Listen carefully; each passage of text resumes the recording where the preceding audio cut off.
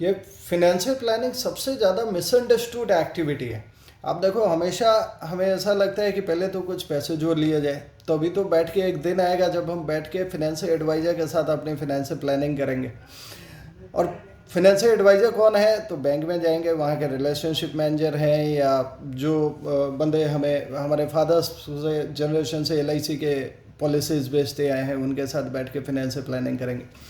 और ये activity procrastinate होते होते इस कदर आगे बढ़ती चली जाती है कि हम पैसे जोड़ ही नहीं पाते हैं। शुरुआती में एक घर ले लिया, घर की लोन रीपेमेंट में आधी ज़िंदगी बीत गई। जैसे वो रीपेमेंट हुआ तो बाल बच्चे बड़े हो गए, उनके एजुकेशन में पैसे जोड़ते रह गए, और जैसे ही बाल बच्चों का इंडिपेंडेंट बनाया तो हमारी रिटायरमेंट आ जाती है। यही एक मिडिल क्लास ज़िंदगी है।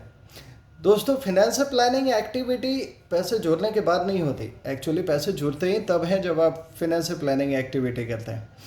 और देखिए, फिनेंशियल प्लानिंग अपने फिनेंशियल गोल्स को पहले आइडेंटिफाई करने की एक्टिविटी है।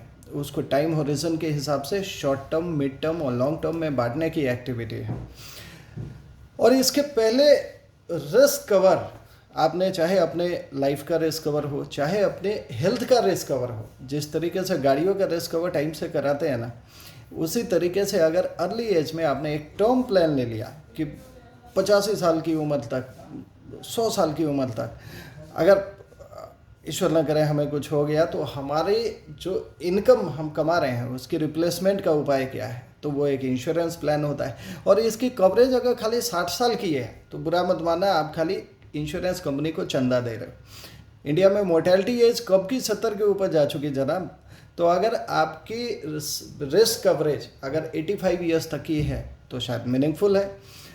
इसके बाद अगर आपने मेडिक्लेम सफिशिएंट नहीं ले रखा है तब भी किसी काम का नहीं है। आप देखो, जितने भी IT कंपनीज में आपके बाल बच्चे काम करते हैं या आप खुद काम करते हैं, 3 से 5 लाख का रिस्क कवर होता है। उसमें हस्बैंड वाइफ दोनों कवर होते हैं। कुछ कंपनीज में पेरेंट्स का भी देते हैं।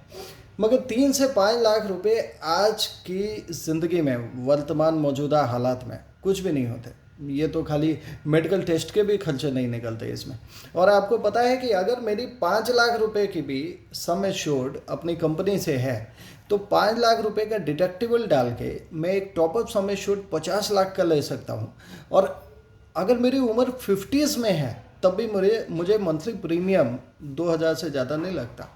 24-25 हज़ार में मेरा वाइफ का बच्चे का भी कवर हो जाता है, और तीनों के ऊपर 50 लाख, मतलब 1.5 crore total family liability medical का मैं कवर कर लेता हूँ। एक बार रिस्क कवरेज हो गई, इसके बाद हम बात करते हैं अपने शॉर्ट टर्म की। आप देखो, शॉर्ट टर्म तो सबके दिमाग में होता है, मगर उस शॉर्ट टर्म का मतलब हम क्या समझते हैं? सेविंग अकाउंट में पैसे रखे हुए हैं, फिक्स डिपॉजिट में पैसे रखे हुए हैं। क्यों? क्योंकि कोई अनहोनी होगी, इमरजेंसी होगी, लॉस ऑफ एम्प्लॉयमेंट में भी देयर, जॉब स्विच में भी देयर, उसमें गैप इन इनकम पीरियड्स हो सकते हैं, तो पैसे जोड़ने ज़रूरी हैं। अचानक आपकी डिस्क्रिशनरी स्पेंडिंग या डिस्क्रिशनरी वैकेशन का मूड हो सकता है, उसके लिए लग्जरी फंड हो सकते हैं, वैकेशन फंड्स हो सकते हैं।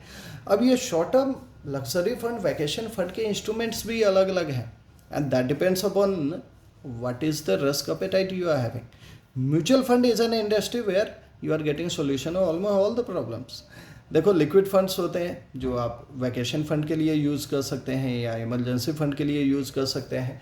इस लिक्विड फंड की एक इक्विटी और डेट दोनों कैटेगरी है। जो इक्विटी कैटेगरी है, आर्बिट्राज कैटेगरी, उसमें इक्विटी मार्केट का रिस्क नहीं होता है, मगर उसमें टैक्स के बेनिफिट होते हैं। 6% के करीब आपका रिटर्न होता है, और पैसे आप जब मर्जी डाल के जब मर्जी निकाल सकते हैं।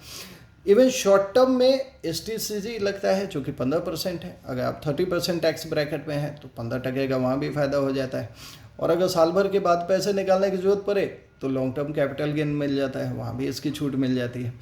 तो शॉर्ट टर्म फंड्स का चयन आपने करना होगा, अपने फाइनेंशियल गोल्स के मुताबिक करना होगा।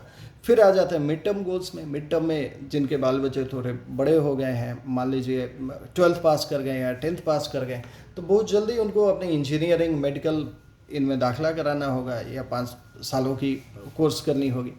अब इसमें बहुत सारे लोग गड़बड़ी कर देते हैं। क्या गड़बड़ी? अब हमें ऐसा लगता है कि इकट्ठा सारा पैसा हो जाए इंजीनियरिंग का पहले साल में और उसको हम सेविंग अकाउंट में रख ले और फिर बच्चे को एडमिशन में भेजें। अरे नहीं जनाब, आपकी इंजीनियरिंग 4 साल की है, मेडिकल भी 5-6 सालों की है, तो आपका जो एक्सपेंसेस है वो स्प्रेड है 5-6 सालों में। तो सारे पैसे सेविंग अकाउंट, एफडी अकाउंट में क्यों रखते हो यार?